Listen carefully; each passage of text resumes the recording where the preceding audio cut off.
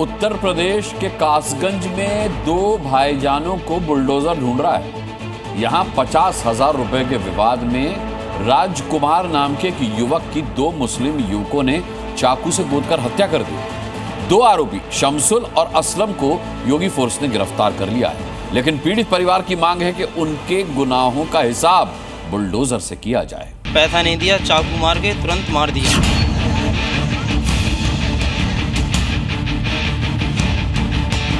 हाथ जोड़ के निवेदन करता हूँ योगी मोगी सरदार से, सर हमारा समर्थन जरूर आप करें और इनके घर पे बुलडोजर चलना चाहिए। जिसने चाकुओं से गोदा उनके घरों पर बुलडोजर चले, ये मांग है योगी सरकार से। पीड़ित परिवार कह रहा है कि जिस तरह से दो मुस्लिम युवकों ने हत्या की है, उसका इंसाफ सिर्फ बुलडोजर से ही हो सकता है। उत्तर प्रदेश के कासगंज में राजकुमार नाम के एक युवक की चाकू से गोदकर हत्या कर दी गई। आरोपियों के नाम भी सुन लीजिए। असलम, शमसूल और इरशाद, ये तीनों आरोपी आपस में भाई हैं। असलम और शमसूल ने राजकुमार से 50,000 रुपए उधार ले रखा था। पैसे लौटाने में आनाकानी कर रहे थे, पर बुधवार को तीनों भाईजान ने गुनाह की हर दहलीज पार कर दी। उधारी देने के लिए बुलाया, उसके बाद पहले मारपीट की, फिर चाकू से गोदकर हत्या कर दी। मंदिर के ठीक सामने राजकुमार और टिंकू पर चाकुओं से हमला किया गया और हमला पैसों के लेन देन को लेकर हुआ था।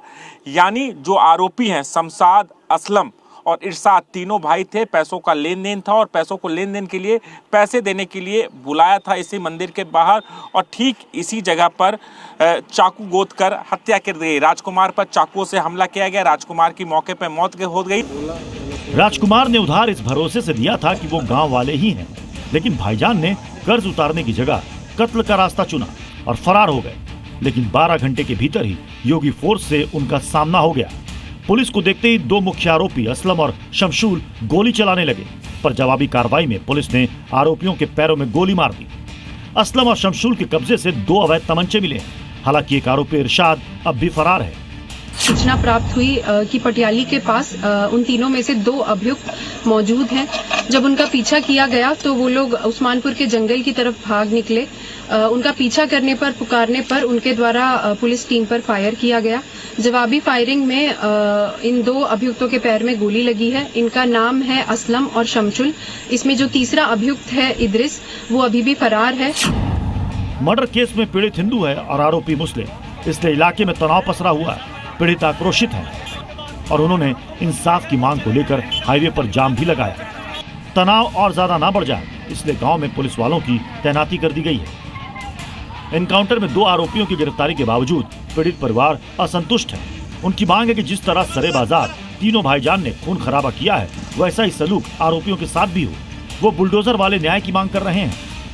3 मुसलमान थे और उनका एक बहनोई भी था। 3-4 बंदे थे। वो बाजार में कुछ इनके पैसे आ रहे होंगे, इन्होंने पैसे मांगे होंगे उनसे, तो वो लोग दारू पी रखे थे। उन्होंने पैसा नहीं दिया, चाकू मार के तुरंत मार दिया।